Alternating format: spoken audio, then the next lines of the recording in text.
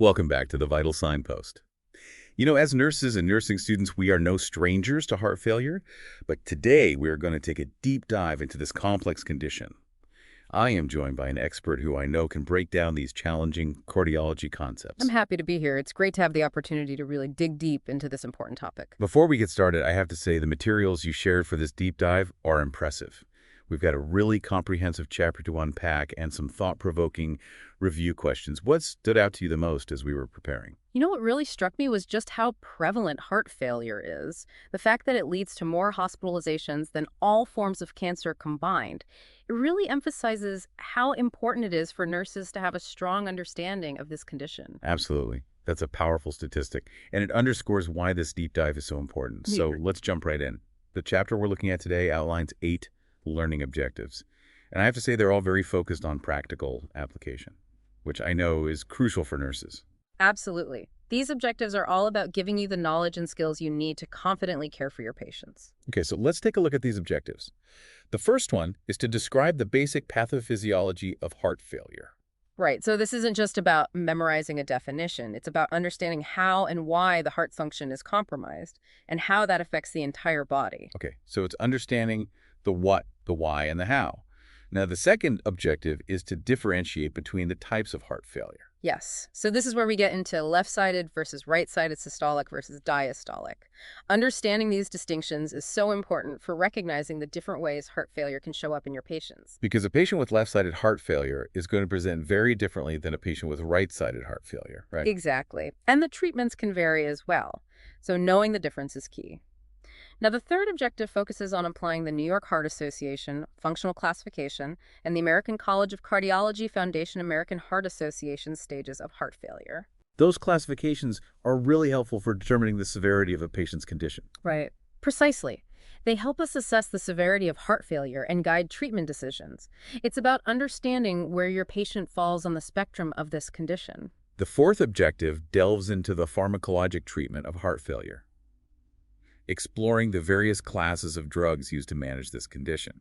And this is an area that's constantly evolving, so it's important to stay up to date. Absolutely. Yeah. And speaking of staying updated, objective number 5 encourages us to identify current evidence-based treatment recommendations for heart failure. Right. Because what we knew 5 years ago might not be the best practice today. So we need to be constantly learning and adapting. Now, objective number 6 takes it a step further.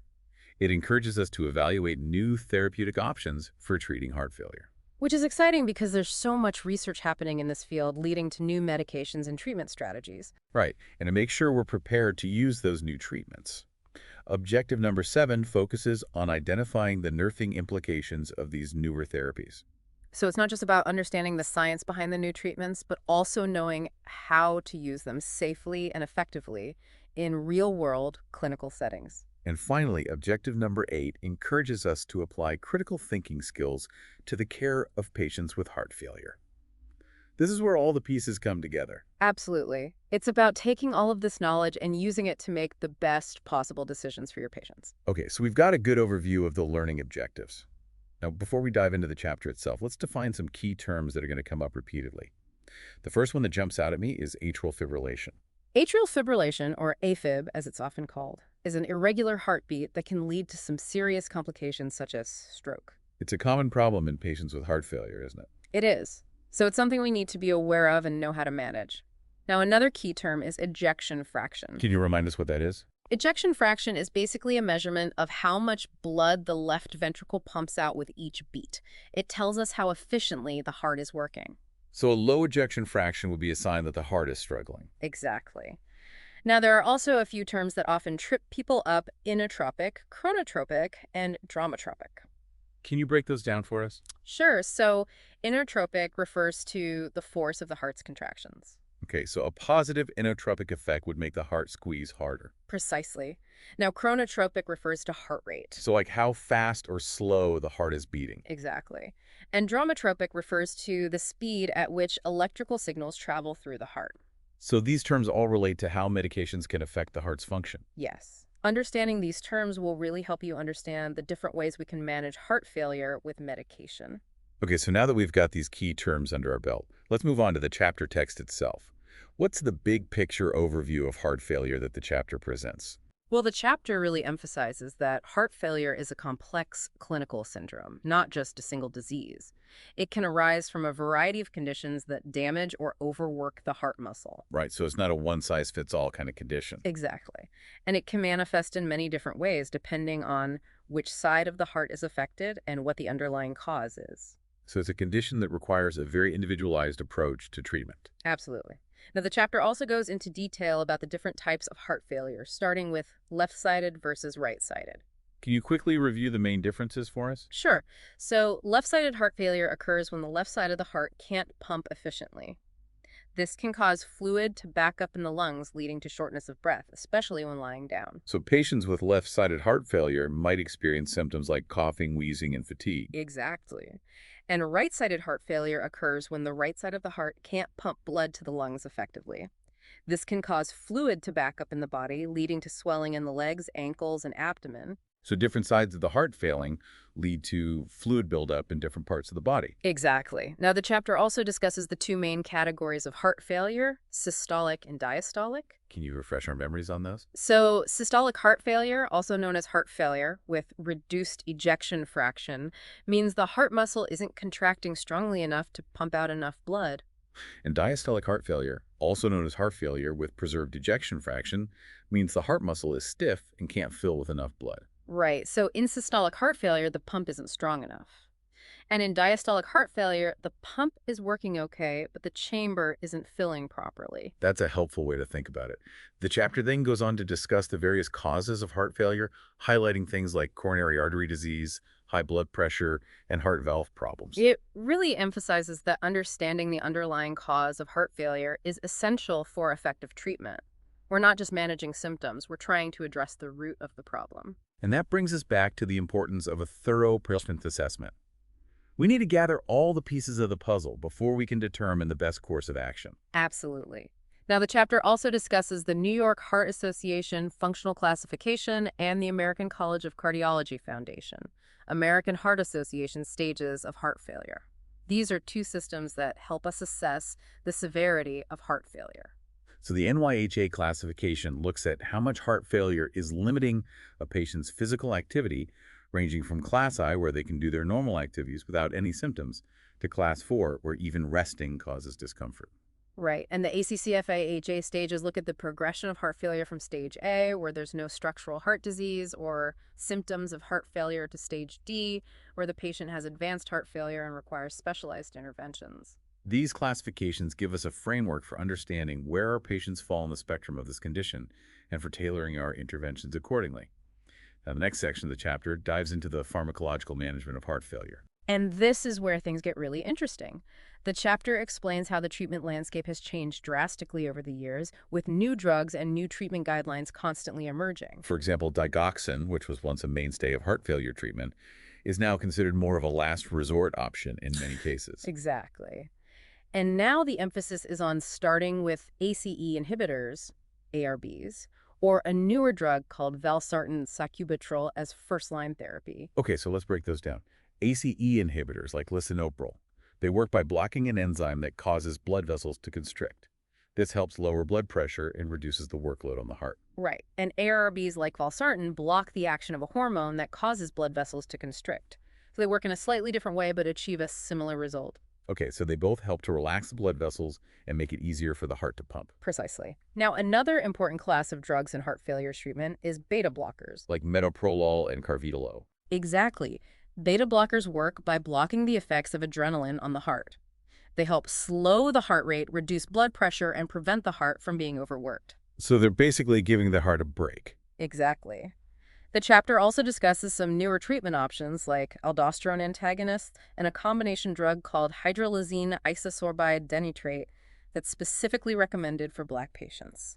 Can you explain how those work? So aldosterone antagonists like spironolactone and eplerenone block the action of a hormone that causes the body to retain salt and water. This helps reduce fluid buildup, which is a common problem in heart failure. And the combination drug hydralazine isosorbide dinitrate works by relaxing blood vessels and improving blood flow. Right. Now, it's important to note that while we're discussing all of these different medications, it's crucial to remember that this is just an overview. Absolutely. Hmm. As nurses, we need to be familiar with the specific prescribing information, contraindications, and potential side effects of any medication we administer. We always need to prioritize patient safety. Double-checking dosages, verifying medication orders, and being aware of potential adverse effects are essential. Couldn't agree more. Now that we've covered some of the key concepts from the chapter text, are you ready to move on to the review questions? Absolutely. I'm ready to put our knowledge to the test. Okay, so let's dive into those review questions and see what we remember. The first one that caught my eye is question number 2, which focuses on digoxin toxicity. It asks during assessment of a patient who is receiving digoxin, the nurse monitors for findings that would indicate an increased possibility of toxicity, such as. And the possible answers are apical pulse rate of 62 beats per minute, digoxin level of 1.5 nanograms per milliliter, serum potassium level of 2.0 milliequivalents per liter, and serum calcium level of 9.9 milliequivalents per liter. Okay, so we're looking for the finding that would make us most concerned about digoxin toxicity. Out of those options, the one that really stands out is the serum potassium level of 2.0 milliequivalents per liter. That's a very low potassium level, and hypokalemia can significantly increase the risk of digoxin toxicity. Interesting. Why is that?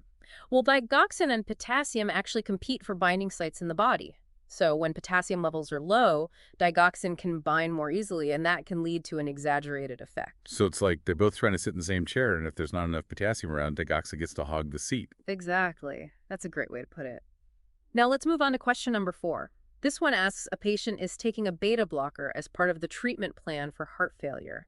The nurse knows that the purpose of the beta blocker for this patient is to. And the possible answers are increase urine output, prevent stimulation of the heart by catecholamines, increase the contractility of the heart muscle, and cause peripheral vasodilation. So we're thinking about why we give beta blockers to patients with heart failure. We know they slow the heart rate, but why is that a good thing in this situation? Right. The correct answer here is to prevent stimulation of the heart by catecholamines. Can you explain that a bit more? Sure, so catecholamines are hormones like adrenaline that stimulate the heart to beat faster and harder. They're part of the body's stress response. So like when you get a fright or you're exercising. Exactly, but in heart failure, the heart is already overworked. So that extra stimulation from catecholamines can actually be harmful. Okay, so beta blockers are like a shield protecting the heart from that extra stress. Exactly. Now, question number 5 asks about a potential adverse effect of milrinone, which is a phosphodiesterase inhibitor. The question states the nurse is assessing a patient who is receiving a milrinone infusion and checks the patient's cardiac rhythm on the heart monitor. What adverse cardiac effect is most likely to occur in a patient who is receiving intravenous milrinone? And the possible answers are hypertension, bradycardia, atrial fibrillation, and ventricular dysrhythmia. So we need to think about what milrinone does to the heart and what kind of rhythm problems it might cause. Okay. The most concerning adverse effect of milrinone is ventricular dysrhythmia. Milrinone can make the heart more excitable, which can increase the risk of irregular heartbeats, particularly in the ventricles. And ventricular dysrhythmias can be very dangerous. So that's something we definitely need to watch out for in patients receiving milrinone. Absolutely. Now, question number 6 asks, the nurse is administering an intravenous infusion of a phosphodiesterase inhibitor to a patient who has heart failure. The nurse will evaluate the patient for which therapeutic effects. And the possible answers are positive inotropic effects, vasodilation, decreased heart rate, increased blood pressure, and positive conotropic effects. So this question is asking us to think about the beneficial effects of phosphodiesterase inhibitors in heart failure. What are we hoping to achieve with these medications? Right. The correct answers here are positive inotropic effects, vasodilation, and positive chronotropic effects. So these medications actually have multiple effects on the heart. Exactly. They increase the force of contraction, they widen the blood vessels, and they increase the heart rate. So they're really giving the heart a triple boost. Precisely. Now, question number 7 is a dosage calculation problem. It says the medication order for a patient who receives nutrition via a feeding tube reads, give digoxin 0.1 to 5 milligrams per feeding tube once every morning. The medication is available in a liquid form, 50 micrograms per milliliter. How many milliliters will the nurse give for each dose? Dosage calculations. Always a fun challenge. Right, so for this one, we need to do a couple of things. First, we need to convert milligrams to micrograms because the medication concentration is given in micrograms per milliliter. Okay, so we know that 1 milligram equals 1,000 micrograms. So 0.125 milligrams of digoxin is equal to 125 micrograms. Exactly. Now we can divide the desired dose 125 micrograms by the medication concentration 50 micrograms per milliliter. And that gives us 2.5 milliliters. So Yeah, the nurse would administer 2.5 milliliters of the digoxin solution for each dose. that's correct. Now the final question, question number 8, asks a patient with heart failure will be starting the beta blocker metoprolol. The nurse will monitor for which expected cardiovascular effects. And the possible answers are increased heart rate, increased myocardial contractility, delayed AV node conduction, reduced heart rate, and decreased myocardial automaticity. Okay, so we're back to beta blockers and their effects on the heart. We know they have a pretty significant impact on the heart's electrical system. Right. The expected cardiovascular effects of metoprolol in a patient with heart failure are delayed, AV node conduction, reduced heart rate, and decreased myocardial automaticity. So essentially, metoprolol is slowing down the heart's electrical activity. Exactly. It's reducing the heart rate, decreasing the force of contractions, and slowing the transmission of electrical signals through the heart. And this helps to protect the weakened heart from overexertion. Precisely. Now that we've tackled the review questions, are you ready to move on to the critical thinking exercises? Absolutely. Bring them on. All right, so the first critical thinking exercise, this one really throws us into the deep end. It describes a situation where a nurse accidentally administered 125 milligrams of digoxin intravenously. Oh, wow. Instead of the intended 0.1 to 5 milligrams. Yeah, a huge overdose. The scenario goes on to say that the patient developed a severe heart block and isn't responding to atropine. That's a serious situation. It requires quick thinking and decisive action. The exercise asks us 3 key questions. First, what is the priority in this situation? Right, because there's a lot going on. We need to figure out where to focus our attention first. Absolutely. In this case, the top priority is stabilizing the patient. The nurse needs to stay with the patient, provide constant monitoring and support, while the charge nurse notifies the physician and the pharmacist. Let's call hands on deck. Exactly. Now, the second question asks what the nurse would expect to give next. So what's the next step in managing this digoxin overdose? In this scenario, we would expect the nurse to administer digoxin immune fab. The antidote. Exactly. Digoxin immune fab binds to the digoxin in the bloodstream and neutralizes its effects. So it's like a magnet pulling the digoxin out of the system. That's a good analogy. Hmm. Now, the final question asks how this situation could have been prevented. And this is really the most important question, right? Yeah. Because we want to avoid these kinds of errors at all costs. Absolutely. There are a few key things that could have helped prevent this error. First, double-checking the dosage is crucial. Especially with a medication like digoxin that has such a narrow therapeutic index. Exactly.